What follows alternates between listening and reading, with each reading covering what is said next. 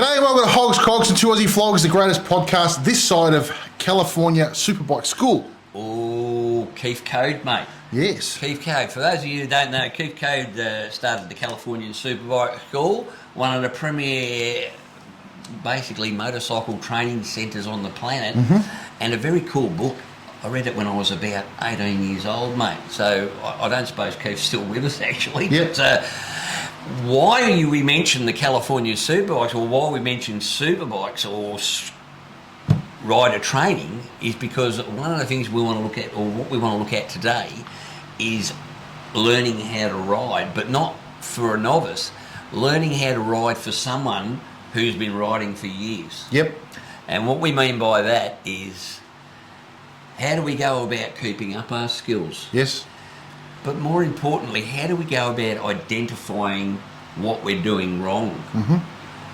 And that's an interesting subject. Well, this sort of came up while we were in Tassie, because I was actually following up a few of the blokes, and I was noticing that they weren't taking the right lines through corners, and it was mainly, I'll tell you, it was Jace. Jace, I was behind Jace, and I'm sure he won't mind me mentioning it. Yeah. And I just mentioned, pulled him aside. I said, mate, can I just give you one bit of advice? I said, you're really struggling going through corners. I said, I just want you to do this. If you follow this line in, choosing these gears, your riding experience will be that much better, right? And he goes, oh, okay. I said, the only reason I'm telling you is because I know you're used to riding in a Trikke, and there's not many bends in a Trikke. There's no frigging bends in a Trikke. No, and he was admittedly he was struggling, right? Yeah. Anyway, so I just pointed out a couple of little things to him, and he pulled me up. He goes, my God, what a difference! Yeah. Right. Well, mate, if you're riding cleanly and smoothly, Yep. the experience is so much better than if you're, struggling in every corner. Yep. And I see it all the time when you go up through the hills or through the twisties, or when we were up at Bright last weekend. If you're following someone, what the biggest fault of most people make, from what I can see going through the twisties, is, first of all, they're diving into the corner too early. Early, yep. And then they're having to sit it up in the middle of the corner. Yes. Because they're apexing the corner way too early. Yep. And it's a simple matter of, approaching the corner from about a foot further to the left. Yep. And then leaving it that extra, and I suppose it's something you have to learn, is leaving it that extra second so that you can actually see through the corner. That's what I was going to say. You need to be able to see through the corner. Yeah, and this is what the problem is people sort of, naturally, they go in too early. But if you can keep out as wide as humanly possible, and of course, one really main point that was taught me at a very young age is keep your eyes level with the ground. Yep. Don't be going around a corner like this. You've got to be going around a corner like this. Yep. Because then your eyes are straight with the ground, even as the bike leans over, and you look through the corner. And as soon as you see that corner start to straighten out, or when you can see through the corner, that's when you tip in. Correct. Not before. And the difference that makes to someone's riding and to their riding enjoyment, and as you said, Jace won't mind us saying, once he started doing that, Yep. I heard him come over to you and say, mate, the difference chalk and cheese. Yep. And that's one of the reasons why I said maybe this is a subject we need to cover, because there's a lot of people that ride, that have been riding for many years, and they probably think they're no good in corners, or they just can't get it quite right. Yep. There's only one way to get it right, mate. Yep. And that's practice. And it's funny because a lot of people, a few of the people that ride with me think that I tend to ride fast. No, I don't. Look, sometimes I do. Admittedly, I do, right? But a lot of it, it's not fast. It's all about smooth, right? And it appears you're going faster. You're going the same speed as what they're going.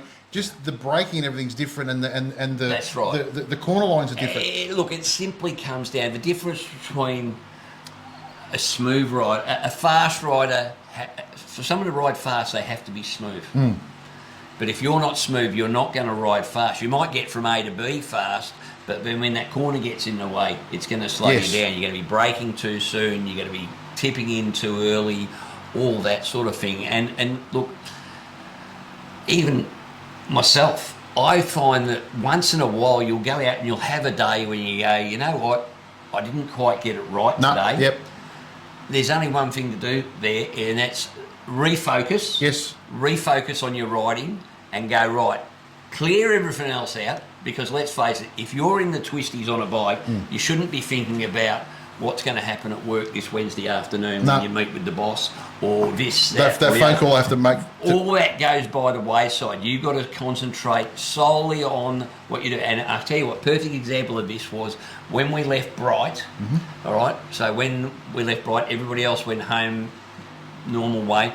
Me and the tail gunner, we jumped on the bike. We headed over Mount Hotham again. Yep. For the second time in the weekend, mate. Oh, 2 times over Mount Hotham in one weekend. It was a great weekend. Really enjoyed it. But I said to her before we got to Harrietville, which is at the start of the twisties, I said, right, we're going to turn off the comms now, because I'm now going to use this, because I've already done it once this weekend for enjoyment. I'm now going to use this as a bit of a training exercise. Hang on. Let's tell the story of the one you did previously. You didn't have such a flash going. You were hungover a little bit, or whatever. Oh, okay. So on the. So this is what I mean. So it doesn't matter how good you are, you can have off days. Yeah, we 100%. all have off days, and I'm not tippy in it. I was sick as a freaking dog that day. But again, you got to go, what the hell am I doing? Like, it just So when we tackled it on the way home, I said, right, we'll turn the comms off. I'm now going to concentrate, and I'm going to use this as a training exercise for myself. Yep. And work on my corner lines. Yep. And it's amazing how much better you feel when you get it right. Yep. And you can feel it. We had literally feel it. 100%. We had the perfect weather. Yep. Dry roads, very little traffic. Every car we came across was on a straight, and we were able to get past them, which those of you that have done Mount Hotham will understand that can be a real pain in the arse. Yep. When you get a car in front of you. Well, we even had a caravan, and we came up to it on the only bit of straight road, went straight past it. It was brilliant. But the corner lines, working on those corner lines, as we did in Tassie, it's all about knowing the theory, but you've got to put it into practice, and you've got to practice it. Yep. Because those that don't practice, you know, you can't just jump on a bike once every 3 months and expect to be, you know, as smooth as bloody as Rossi. Yeah, exactly. You know? And I tell you what, but I tell you the other thing though that's really important, and Jace was a perfectly good example of this, because he was humble enough to be able to say, okay, I'll take the advice, I'll have the advice, and then he came back and he said, you've got to put your ego in the drawer. Yep. You know, you may think you're bloody Valentino Rossi. You're probably not. Not many of us are. Not many of us are. And the best thing you can do to make your enjoyment of riding better is to constantly be practicing.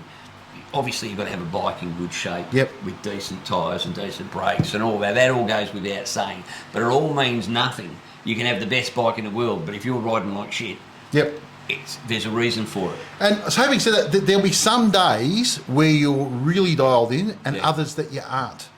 I don't know why that is. It's bloody frustrating, isn't it? Those days that you're off, especially for those that have got good training and you enjoy it and you get it right most of the time.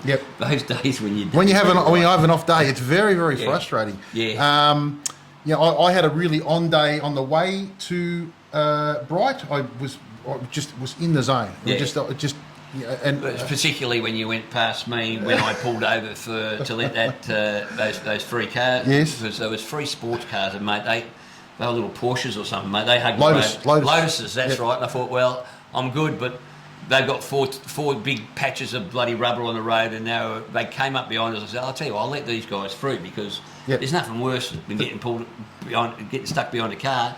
But there'd be nothing worse than getting stuck behind a big freaking Harley. Exactly. In those things, and trust me, they went past, and away they went. But behind them was you. He was off, and I couldn't get back out because there was this massive rock on the road, and I had, I think. Who was it? Someone was up my ass. I think Phil was there. Phil was up my ass. So by the time I finally got going, you were already about 600 metres, and that was it. You were gone, mate. It was that many corners. It was just one of those days. And you had, I said to Lisa actually on the comms, I said, He's having a bit of fun today. And the reason was you've been at the back most of it. Yeah. You've been tailing Charlie. You've been tailing Charlie the whole time at bloody Tassie. And someone opened up your bloody what's the name that day, mate? Yeah, it was good. It was actually fun to watch. Yeah, it was because you were often running and I was often chasing, but I wasn't catching. I'm telling you, there was no way I was catching you that day. No, it was, but it was a whole lot of fun. Plus, I was going downhill at the same time, so I loved that even more. You love going downhill. Yeah. I like going uphill. Yeah. It's a little bit different, and I'd had the same play on the way up, so it was a whole lot of fun. But again, it all comes down to keeping your skills up. Yep. And one thing I'd love to do is I'd love to organise a specific course. Yep. For blokes like people that have been riding years, but just to sort of. So we're going to look into that. We might have a chat with the guys out at Hart, Honda Rider Training. Well, I reference the great Ron Dale Barassi, who was if you don't know who he is, he was an AFL coach, one of the greatest of all time. And somebody said to me one year, practice makes perfect. And he said, that's bullshit. He goes, because perfect practice makes perfect, right? Yeah, that's so true. you can be riding for 40 years. If you've been doing it wrong for 40 years, you're still going to be doing it wrong, right? Yeah. So, it's about doing it properly all the time. But unless you're being shown or somebody. There is nothing better though than at the end of the day when you've done a day through the twisties or whatever, and you've got it right, and you get home, you go, they're the ones you remember. Yes. They're the ones you really remember. Yep. You don't want to remember the ones where you rode like shit that day. No, but what you were saying before about getting back to getting organising a ride day, I think it'll be really beneficial, and we might try and have a talk to Hart or one of those or the rider training school, Australian Superbike School. Yeah, something like that. To get some of the guys, some of you guys along to. Might be the only time we ever see baggers on the bloody Phillip Island racetrack. Yes, maybe, or maybe not. You never know. It would be great for a lot of these guys to get that experience. Just even one day to just to see. It's great. I mean, we got some really good riders in our group. Goat Adam. Goat. He's I call him my shadow mate because I fed him actually. I might call him my suppository because he was that far up my arse most of Tassie. No, it's great. No, he actually left me plenty of room and it was absolutely fantastic. Very smooth. Knows exactly. And, some blokes are like that. It's like when me and you ride together, mate. We know where the other one's going to be. Yeah. So it really helps and it makes for a much more enjoyable ride. And if you want to be able to do that, then you've got to be the sort of bloke that someone wants to ride with. Yeah. And that only works with a lot of practice, mate. And, coincidentally, his wife, Sharon, who's just got her bike licence not long ago, I followed her for a lot of the way through. She's doing really well, mate. I tell you what, she's got more experience in the 12 months she's been riding than most blokes have in about 10 years of riding. Because she was doing real well up through the Great Alpine Road. I sat behind her on like I said, from on the way from Yark to Whitfield. Yeah. And I thought, boy, she is smooth. Just really good lines. And I actually said to her, mate, you're doing fantastic. Well done. And she, mate, as a learner, she did all the same stuff that we were doing. Everything we did on the weekend up through Bright, she did all the Great Alpine Road. And that was an interesting, mate. The first time we went up the Great Alpine Road, I said, oh, look at those big posts. They're cool. It says stay to the right. Because there's a massive freaking cliff on the left, because it's there to show how deep the snow is and that. And on the way back, there was about 6 of them knocked over, and we go, that's a bit strange. And then about 10 minutes later, there's fire brigade, there's ambulances, there's CFA, there's bloody everything. But there's about 15, and we find out that a family had run off the cliff. Yeah. And we'd probably just ridden past them. They're probably stuck up against a tree like this on the phone going, help! Yeah, exactly. And luckily they were all right. But, dangerous road that if you're not careful and if you don't have the skills. So, but there is nothing more fun than going through the twisties and getting it right. The other thing you want to look at when you're doing it is gear selection. Yeah. A lot of people are in too high a gear. They're a bit reticent to let their Harley rev high, mate. They'll rev. Don't worry about it. If you're in fourth, you really probably should be in third. If you're in third, you probably should be in second, and just let the thing scream, right? And the other thing I would do if you really want to get quick is get yourself up on the front of the seat so your knackers are on just about on the tank, because the more further forward you go, the Not you ladies. the further forward you go, the better your centre of gravity and everything's going to be, and the more you can manipulate the bike easier. That's two things that I got taught fairly early on, and if I really want to have a red hot crack, I'll shift forward.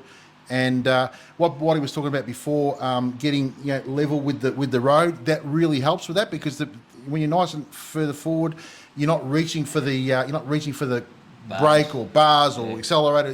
You're up nice and close, which is why dirt bike riders are really control well when they're up high. Do that, get your gear selection right, and And the lines. other thing is, look where you want to go. Yep. All right. So it's like there's a thing they call target fixation.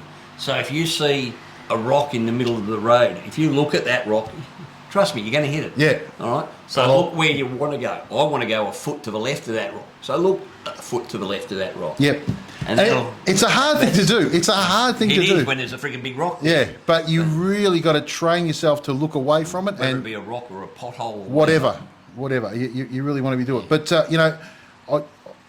I just think if we can organise something like that for everybody. Well, let's see if there's any interest, mate. Yeah. So if you want to put in the comments or on the Facebook group, if you'd be interested in what you would like covered in that course, and then maybe we can go to one of these organisations and see if we can't get one specifically. And one thing I'll say to you is, be honest with yourself. Oh, right? 100%. Check your ego at the door. Correct. And you know why they say riding a motorcycle is so good for your mental health, right? If you're riding properly, it blocks out everything else. You're concentrating on that ride. And really, by the time you get back from a ride, you should be mentally tired. Because if you've concentrated properly and you've really done it well, you would have been dialed in, and that is why you won't be thinking about, geez, I didn't mow the lawn. Yeah. I've got to fix the all washing that crap machine. can wait, mate. Yeah. It's still going to be there. The lawn's still going to be there. Yep. The angry wife's still going to be there. The benefit is you've had a motorbike ride and she's still angry, so it doesn't matter. She can either be angry or she can be angry and you can have had a good ride. Exactly. I know which one works for me. But look, for me, I'd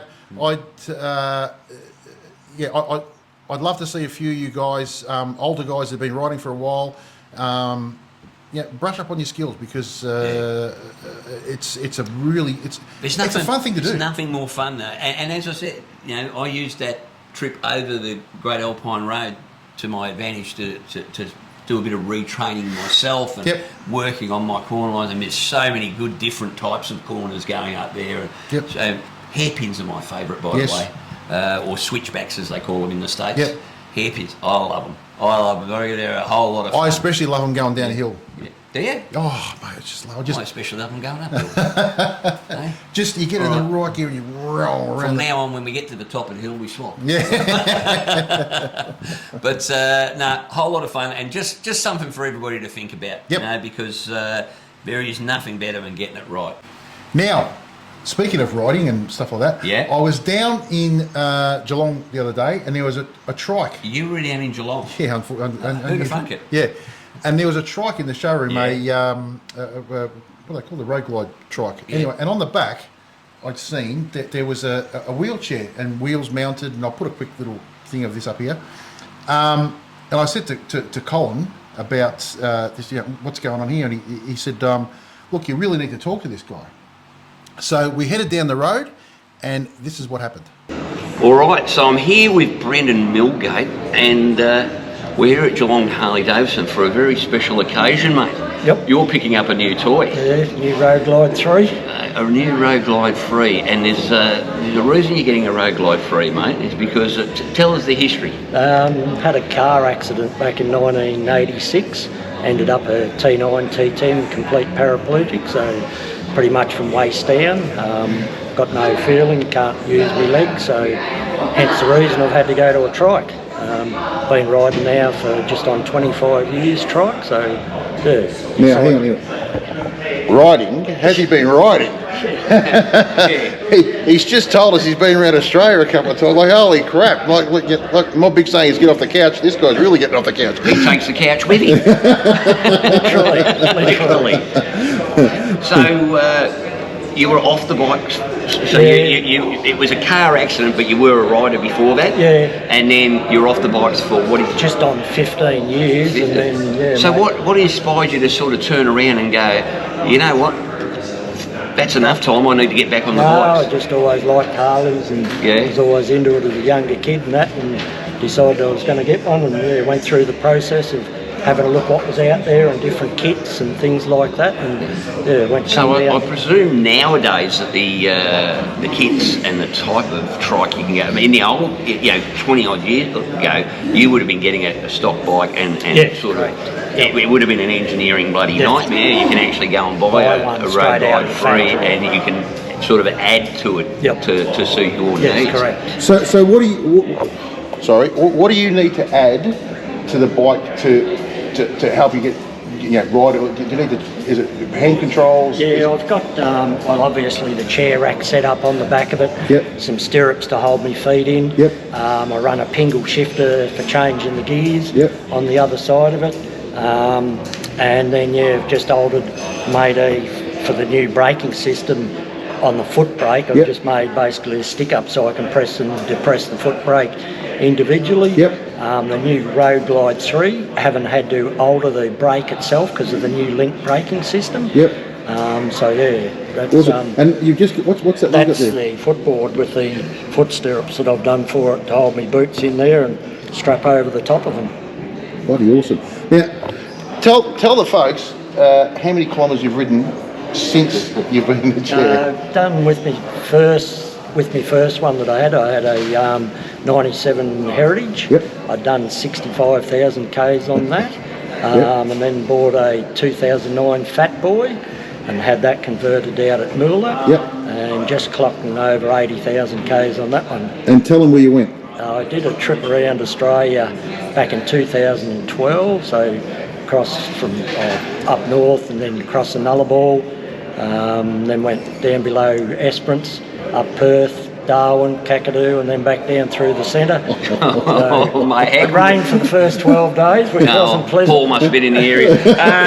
Now, look,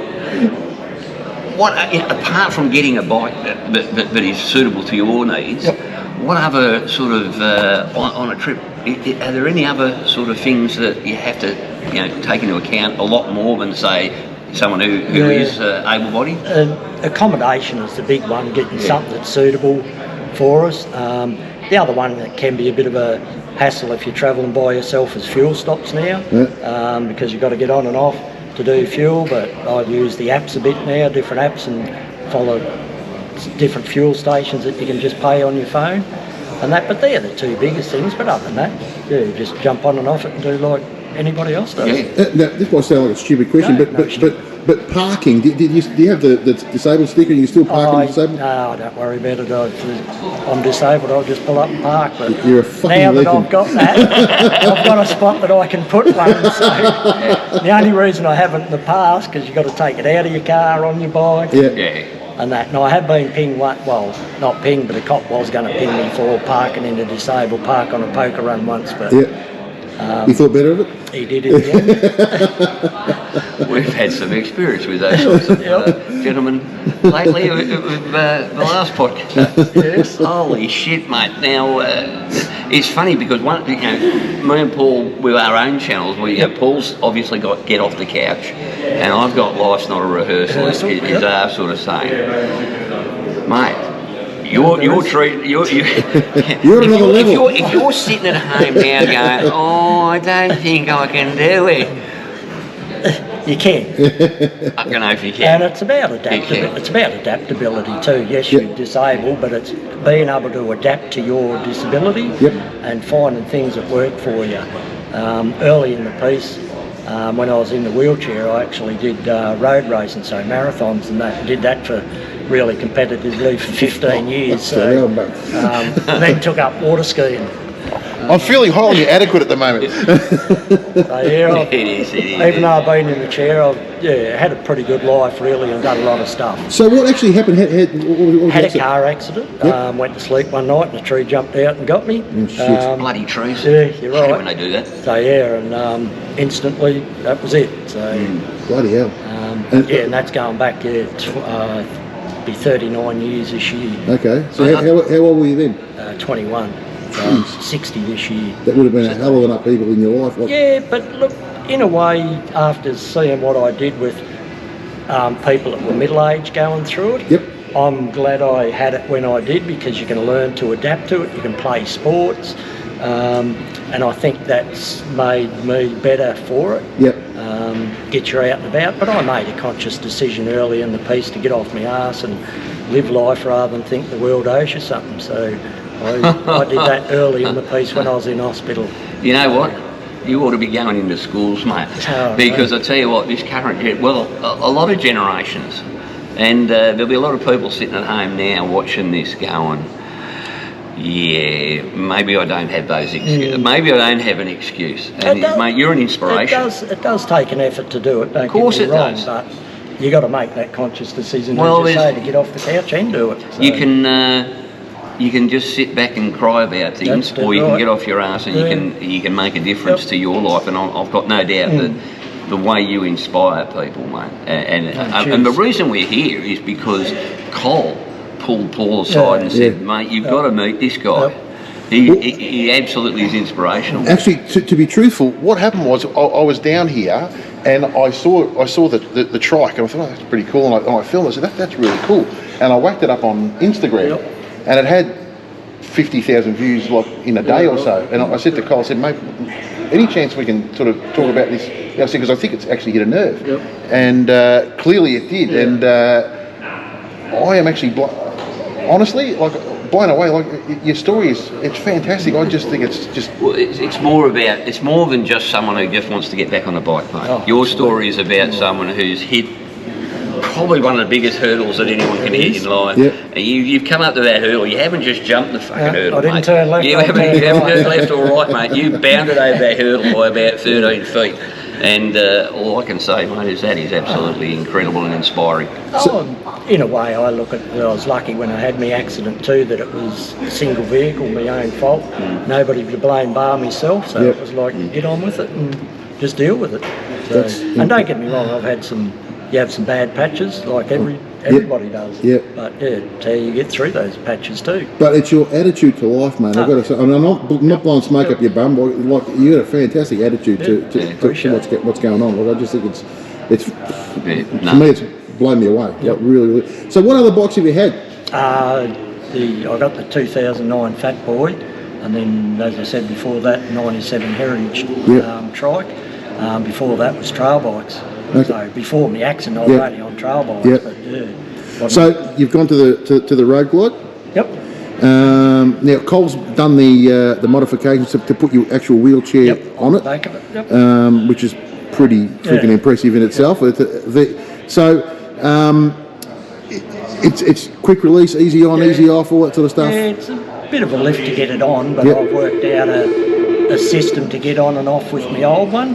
When I come down here to drop my chair off and show Cole that, I showed him roughly what I wanted, how I go about getting on it and off it with my lack of balance that I've got. And showed him what I want, and he come up with a bit of a plan over there, and it's come out pretty red hot. Basically. Mate, it looks great. It's a schmick looking unit. I like the look of the Road Glide 3 anyway, but I think yours with the chair on the back as you're going with the wheels spinning, maybe take a couple of lights on it, mate, not blue ones, that probably upset some people, but mate, it'll look cool. It looks cool as hell, mate, and we're going to get out for a ride with you one of these days. Yeah, no, I'd love to get out for a ride with you. Well, I know the boys want to do a bit of a ride when I come back from my first service and that, so hopefully we'll arrange something then, might do it then. So what's your plans for this one?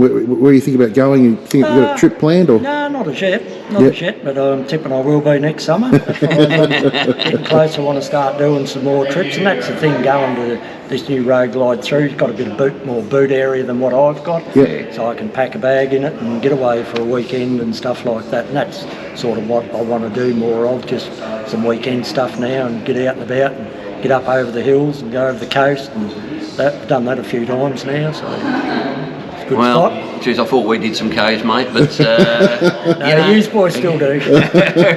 we get a couple under our belts, but you know what, mate, I love the attitude. As Paul said, your attitude to life is what everybody needs to have. The thing that says, no matter what shit gets thrown in my way. You know, and the whole story is you know, bad days are just put there so you can learn. Yep. You know? Just a hurdle. Yeah, well, they're just a hurdle. And what did Rocky say? It's not how hard you can get hit, it's how hard you can get hit to get up. Yeah. And keep driving forward. Well, mate, you're driving forward at 100 miles an hour. That's absolutely brilliant. Now, just move forward. So obviously we've been talking on the show about, learning to... Relearning to ride as we go along.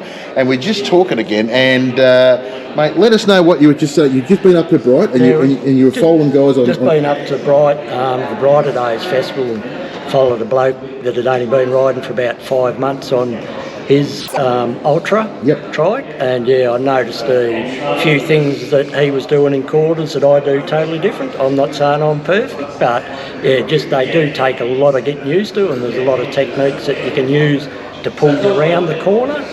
So what are those techniques? Because I'll be very in a cambered corner, if you're going around a left-hand corner, you try and drop your left-hand wheel into the bottom of the corner, and it'll pull you around as you're going around the corner. And you're basically using the road like a race car would use a racetrack. You're using the apex of the corner, and that's giving you then room to wash out further as you're going around the corner and being able to use the whole road width rather than being in the centre of the road and then finding yourself you haven't got enough room there. So yes, they do take a bit of getting used to, and it's a big learning. What's it like in an off-camber corner? You've got to watch it a little bit, but I mean, Fat Boy that I've got, it handles it quite well because you don't get any body roll in it at all. It's like you're on railway lines. Can actually trip up the sensor on it and it goes into a tilt mode and just shuts down if I'm going too hard. So it tracks really well. The other one under racetrack Mexico conditions. Mexico conditions, 100%. I'll tell you what, we got to get behind this bike, mate, and get a look at it. We're having a little bit of discussion, and one of the things we have been doing in the last couple of months is trying to get a bigger influx of viewers in relation to trikes and freewheelers of all kinds and that sort of thing. And I reckon we might have you might have found us a representative, a contender to come on the show on a regular basis. Would you be interested in doing that for us, mate? We can organise something. Well, I reckon that'd be good because we want all bikers to be in this community, and that includes people on trikes and people with disabilities, all sorts. And there is not many people in chairs out there riding. I'm talking a minuscule amount of people, and I don't know whether it's because they don't know that there's stuff out there for them, or what it is. Well, I think we need to change that way of thinking. Can do it. 100%. And send them all down here to Cold to get converted.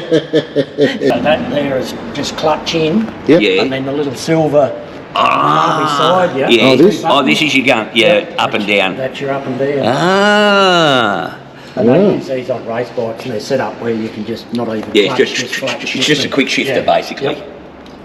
And I've had one on the Fat Boy since I've had that in 2009, and it's never missed a beat.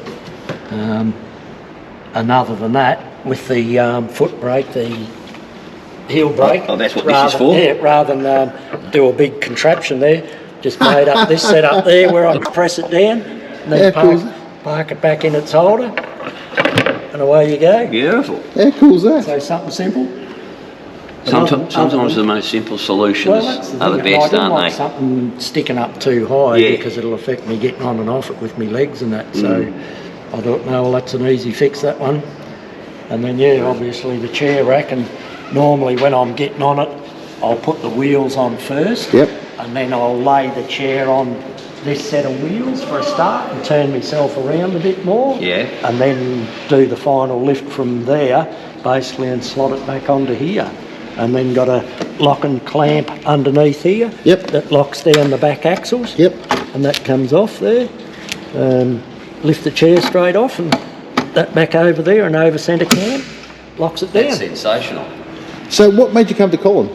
I'd been down here before years ago, And then through Danny being here Yep. and you guys as well. And then I was passing through here just after Christmas time, wandered in and just kicked it off with Warren really well, and so open arms and talked me through what was available and that. And because I've been to other dealerships and you wander in chairs and nobody comes to you, because they think, well, he's not buying a bike. Yep. But so and I know these guys down here have looked after me Well, so wasn't that a silly mistake by the other dealers?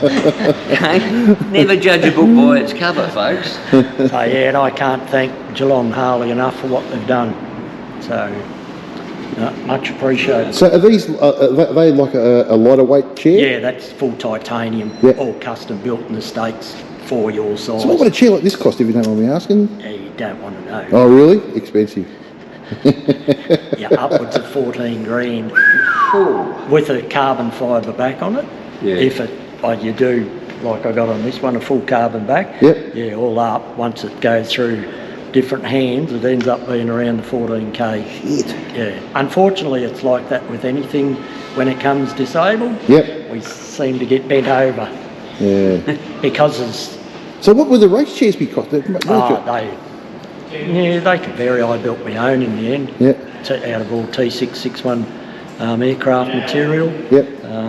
There was ones out there that I was after, but they were just starting to get into the long 3-wheel track chairs. Yep. And I designed what I wanted to suit me. Had a bloke welded up and built it all, designed it all myself, and done the same with the carbon fibre water ski that I've got into as well years ago.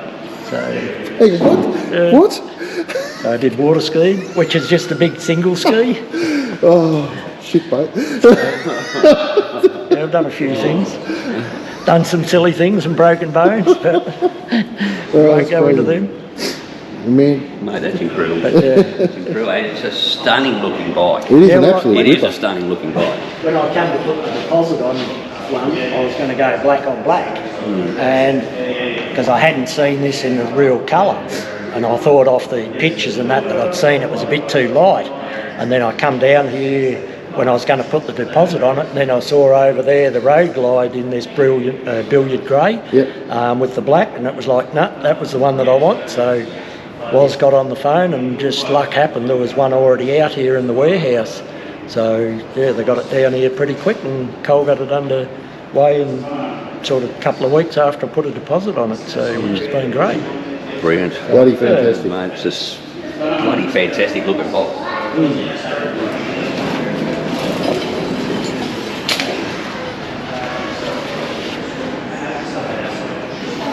I might have to consider one of those Pingle shifters for myself, mate. I reckon a lazy man shifter. Very, very cool. On the earlier bike, the Heritage that I had an electronic, and that was nothing but trouble. I was always having to alter it, but this Pingle one that I've had on it, That was a Clictronic, yeah? yep. But yeah, these ones, the Pingle so far has just been bulletproof, been really good. So that's why I went back to this Pingle shifter again. So hopefully I'll won't run into trouble with that. Very good. But I haven't said that. That's why if you have a look on the gear lever, the other side, the foot lever, I've got the gear lever Yes, pointing stick it up, upwards. yep. If I run into trouble and I can't change gears with the electric shifter, I can bend down and still knock it into gear. And these are hard to get into neutral too, because once you press a button, they want to throw completely one way or the other way. Hard to get neutral, whereas I've just found it's easiest just to reach down and just tap it into neutral. Yep. So that's why I've left that on there. Most people just go through life thinking, it's two wheels or it's nothing. Well, you know what? I think you've proven well and truly that that's not the case. Yep. Bloody fantastic. Looking forward to seeing more stuff from you. No worries. Awesome. All right, appreciate it. Thanks, guys.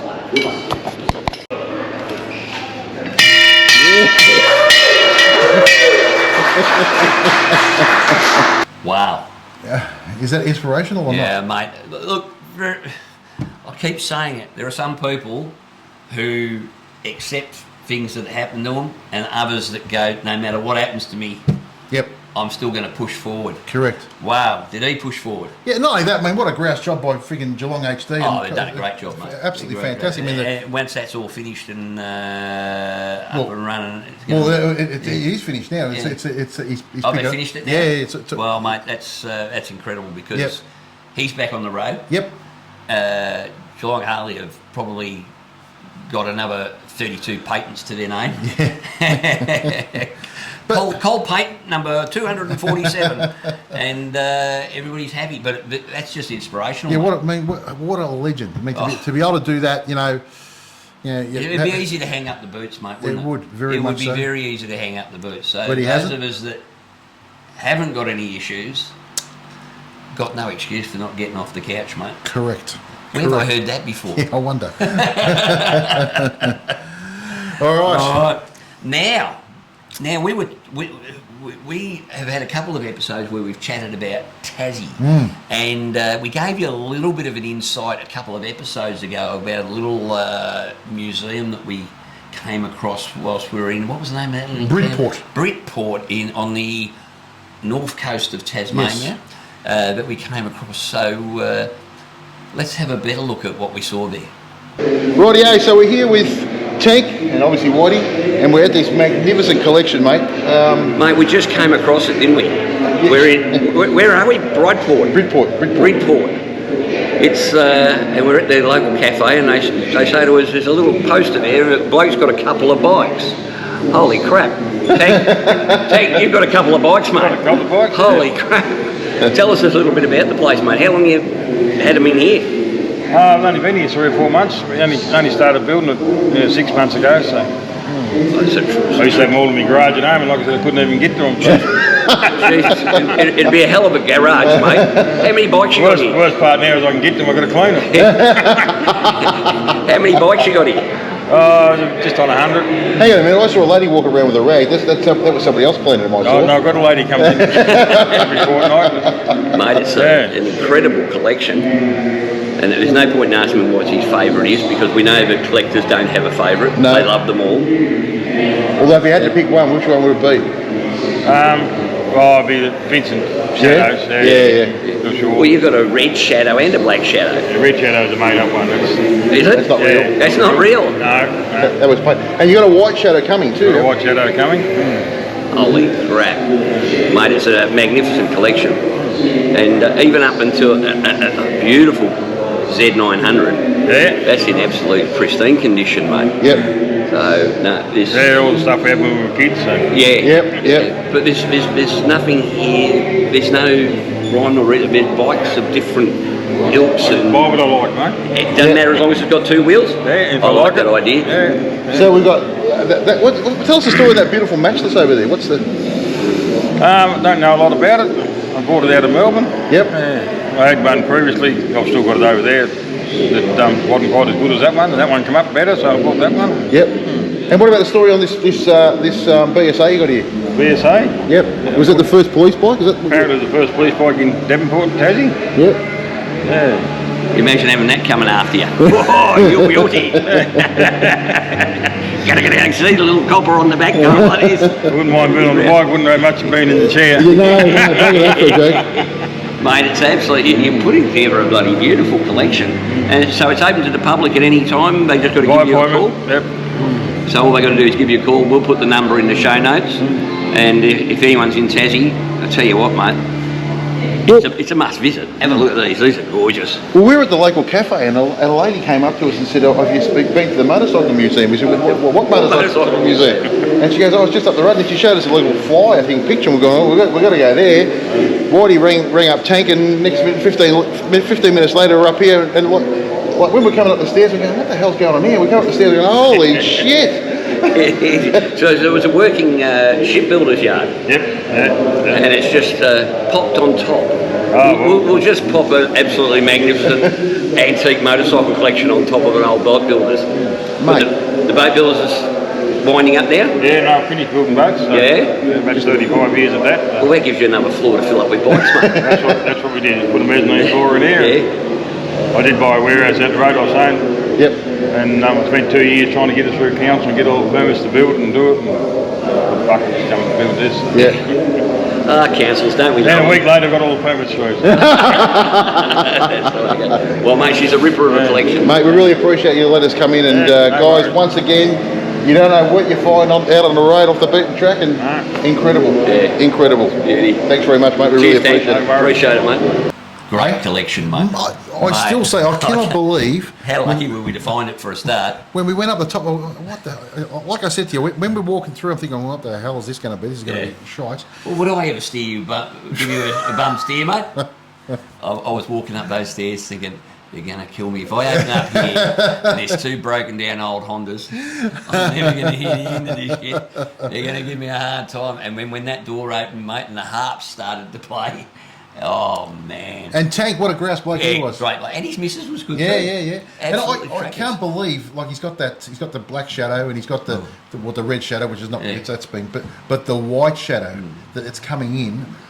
God only knows what that's going to be worth. I think it's one of 11 ever made in the world. I mean, I'd love to know how these blokes get the mail on this. You know, like well, I actually had that conversation with Johnny G. Yep. Down at Naked Racer and Antique Motorcycles down there, and it was basically that's what they do. Yep. That's their part of their job is and of course it's a community of these collectors, and we're hopefully going to see a whole lot more of them soon. Yep. There's a couple of things in the wings at the moment in there. Yep. And but these guys, as we've said when we go and look at these collections, you know, they're bloody national treasures, some of these blokes, because their knowledge and their ability to be able to have a look at, you're just sitting there reeling off facts and statistics like, Yep. The thing is to them it's just natural. Yeah. And to us laymen, it's like, holy shit! Yeah. Like, it's like talking to a wizard at times. Yeah. isn't it? It's Absolutely incredible. fantastic. So that was an absolute ripper, mate. Yep. I really enjoyed.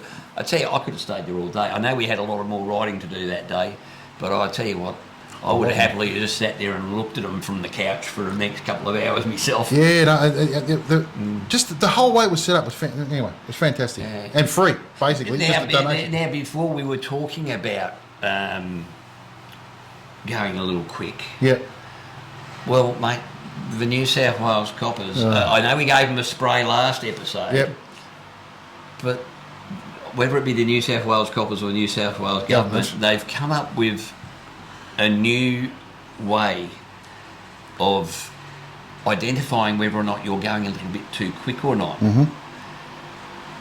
I'm torn on this one. Mm-hmm. The reason I'm torn is this. Yes. Okay. So what it is point-to-point radar, basically. So basically, they time you from A to B over a large distance. It might be 10 or 15 kilometres. Yep. Right, and they're going to be trialling this in two locations. One's near your favourite, what's the name, mate? It's near your favourite national treasure, really. Oh, Gundagai? Gundagai, Yep. yes. It's near there. And what they're going to be doing is it'll basically photograph you at both ends, add the time up, and determine what your average speed is. Now, there are two minds about this because, I think an average speed is a lot fairer than just getting you at the one point where you've actually, you've overtaken or... You've coughed. Yeah. I cough a lot. Yeah. Cough. Right.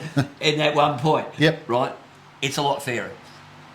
The part I don't like is it's an average speed of what I'm doing between the 2 points. Because the utilising the Waze app or something like that to identify where the speed cameras are and just slow down for them and then go like a cat the rest of the time, that might end up being a thing of the past, mate.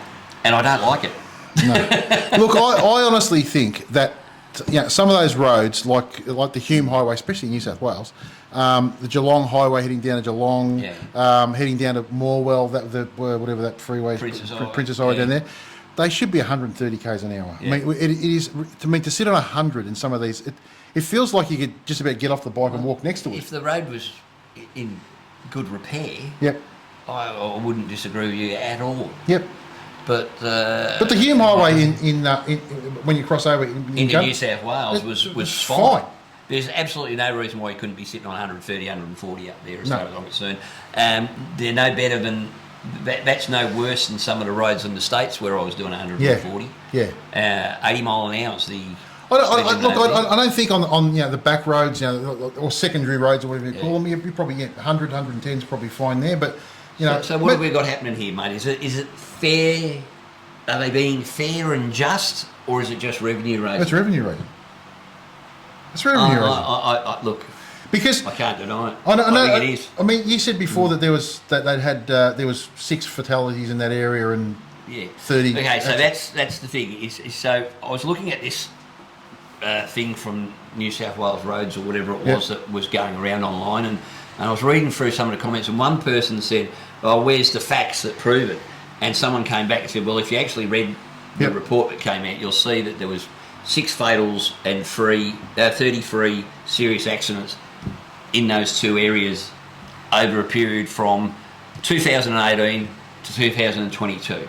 Right. So the first thing I would ask is, A, why have we got outdated data? Yep. It's 3 years old already. Yep. All right. So that's outdated data, and that also includes the whole of COVID. Yeah. So no one was on the frigging roads. Yep. So maybe it could have been worse. Maybe it could have been better. I don't know. So that's one thing. Number 2 is, of all those, what's that now? 39 collisions, we'll call them. How many of them were caused by speed? Yes. Because if 38 of them were caused by trucks driving off the road, or drink drivers, or people falling asleep at the wheel, people throwing themselves off a bridge in front of a truck, or whatever. Yep. Or what will speed have anything to do with that at all? Nothing. The problem is government seem obsessed with this fact that if we take speed off you, there's a less chance that if there is an accident, you'll be hurt.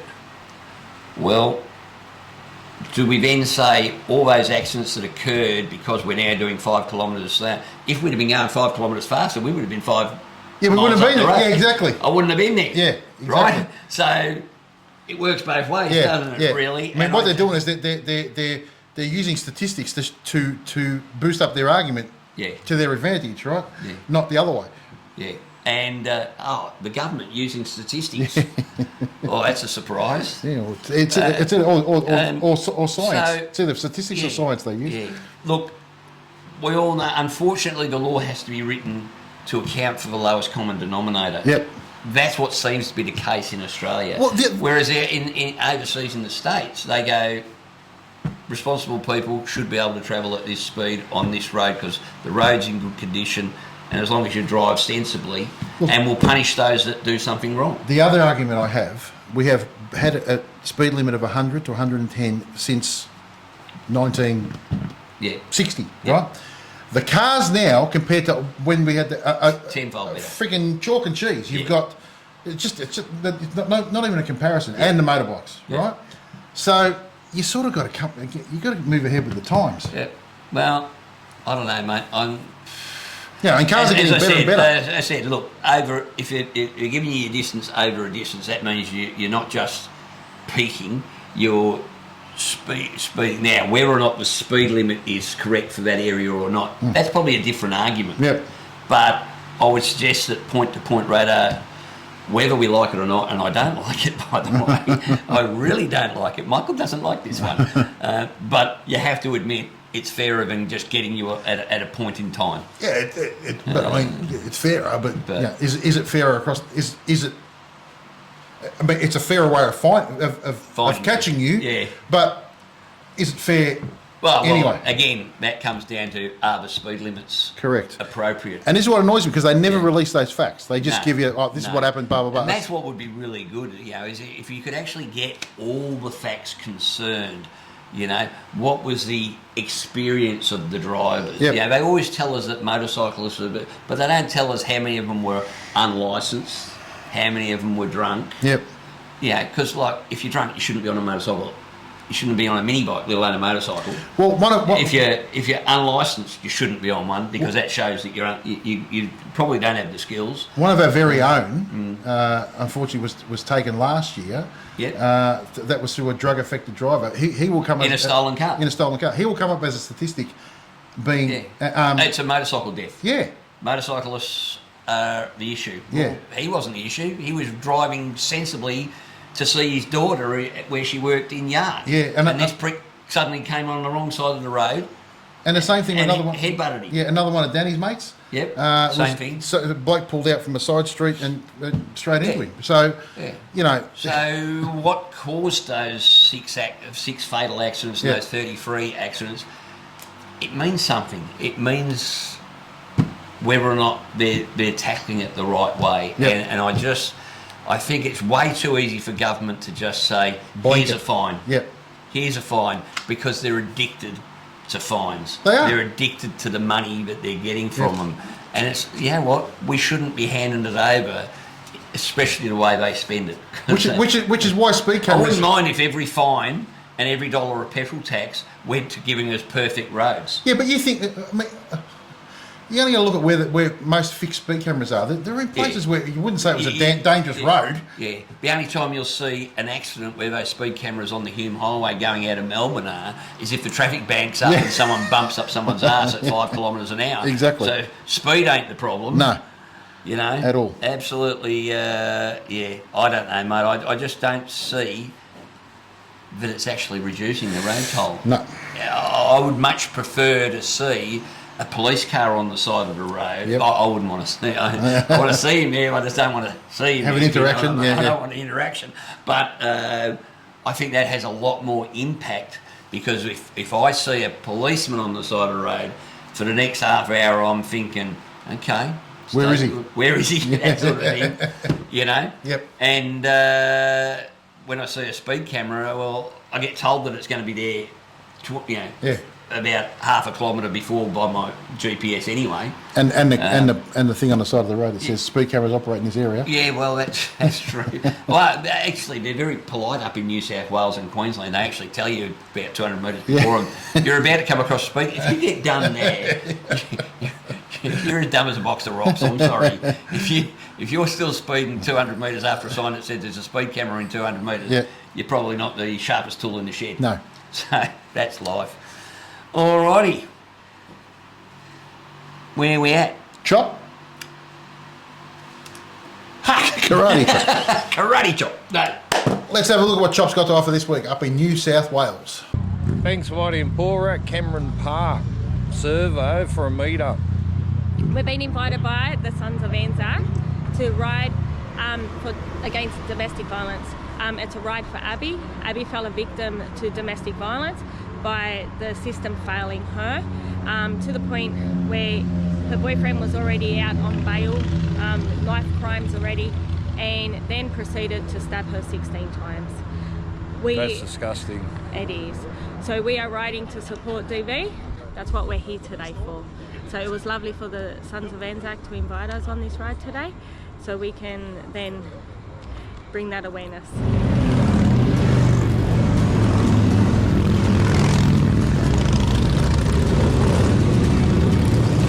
Alright guys, we're meeting at the cemetery. Wow, what a good turnout. How many people are here?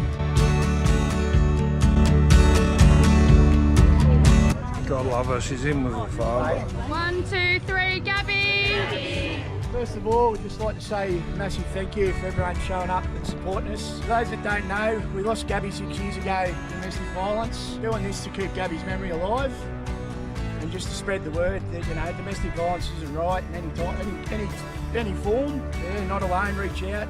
But let's spread the love for Gabby. Thanks again for coming, guys.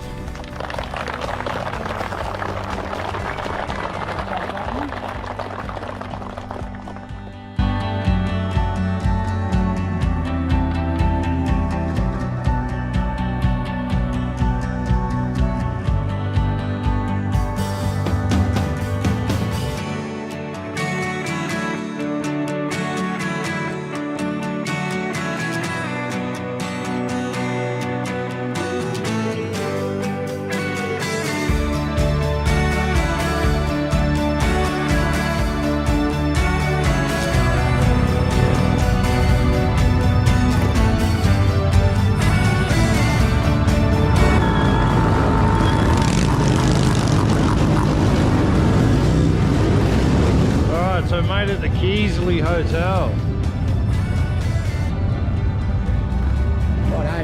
just want to say thanks to everyone that come along for the day.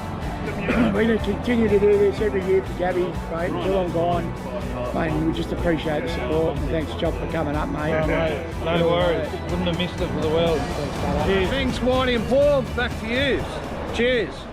Once again, he's... No, he comes up with the goods. Yep. He's an all-round nice guy, and don't anyone ever tell him Looks that. like he's got his battery fixed too, by the way. Oh, yeah, finally. Old Chop had a bit of A bit of a battery malfunction up brighter days. Now, listen, I know we've already mentioned it a couple of weeks ago, but let's just remind Chop that Christy was right. It's an event. It's a weird one. It's called the Glide Ride. It's been organised by a couple of blokes who aren't from Echuca, but it's being organised at Echuca, and it's basically from what I can see from the flyers, and they had a pretty good flyer. Yep. It's basically just a gathering, everybody who's into motorcycle touring. Yep. To come together in that weekend in Echuca. Okay. So that should be interesting. Yeah. And although it's called the Glide Ride, I think it's anybody's all welcome. touring bikes, Yep. basically. It's mostly a touring bike thing. So that's something we haven't seen before, Yeah. really, a touring bike sort of festival, I suppose they're trying to kick off. Yep. And then that's on the 5th of April, this Saturday, I think that is. Yep. And the 6th of April, the Grampians Ride to Remember, which was supposed to be held about 2 months ago, but it's been rescheduled because they had big fires up there. Yep. So that's the big one, run by, I think, the Blue Light. It's something to do with the Victoria Police. Yep. And it's in remembrance of killed officers or whatever. But everybody I know that's been to the Grampians Ride to Remember reckons it's a beauty. So jump on the Victorian Rallies Runs and Events page. Have a look at that. And also on that Saturday the 5th, that's the final Geelong bike night. Yeah. So if you're down that way, get along to that We'll be because there. it's always a good night. 5th of April. Yep, 5th of April. Always a good one. We'll be there. Yes. If it's the last one for the year, mate, we've got to be there. Got to be there. Being sponsors of it and all Yes, that. yes. Brilliant. And last thing, your Tassie videos are still coming out, mate. Yes. So go to the Harley Road shows. If you haven't watched the Tassie series, we had an absolute ball over Yes. there, as you can see by what we spoke about earlier today. But if you haven't seen Paul's videos, they're absolutely rippers.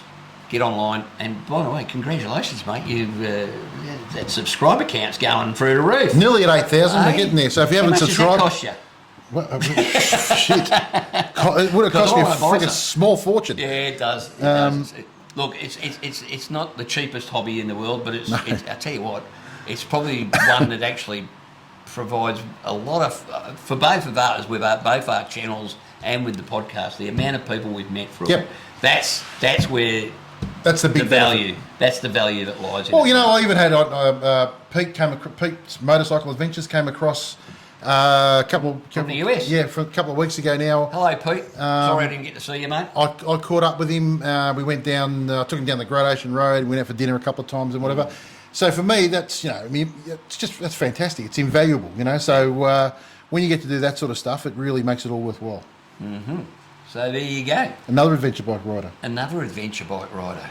And a Jeep driver. Middle-aged bloody syndrome or something. What do they call it? He did a great ride. If you have Pete's Motorcycle Adventures, he did a great ride. He went to Alaska. Ooh, that'd be all right. Yeah, him and his mate went all the way to As Alaska. long as you don't get eaten by a polar bear. Yeah, or grizzly. Grizzly? Went all the way out to Alaska. Or that a grizzly polar bear. Yeah, exactly. He went all the way up there. It was a ripper video series. Yeah. Just a reminder, we announced it last episode, but Resurgence Gear are in at Geelong Harley Davidson now. Yep. They should be settled in, and 15% discount for anyone that's wants to buy a pair. Just as long as you've got to mention that you saw it on Hogs, Cogs, and 2 Aussie Flogs. Yep. All right. And you get 15% off. 15%. And you can't go any better than that, mate. No. And for and what else has been going on? Resurgence jeans. That's them. Corbin seats. Yep. Now, if you're interested in getting yourself a good seat, we've discussed it ad nauseum actually, but mate, I mean the amount of codes we've done lately with Tasmania, with Bright, and I was actually thinking about it the other day, mate. Rubber, all these places. I no longer have the issue. I used to get a sore ass after about an hour and a half. And the amount of times now that we've spent What about your boyfriend?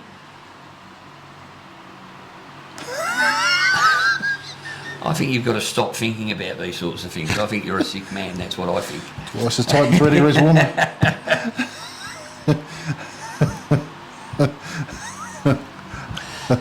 Sick man. Yes.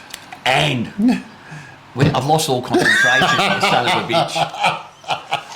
No, so if you're looking for a good seat, check out the Corbin seats. The links are in the show notes. Yep. And still 10% discount. Yep. With using the code FLOG10. FLOG10.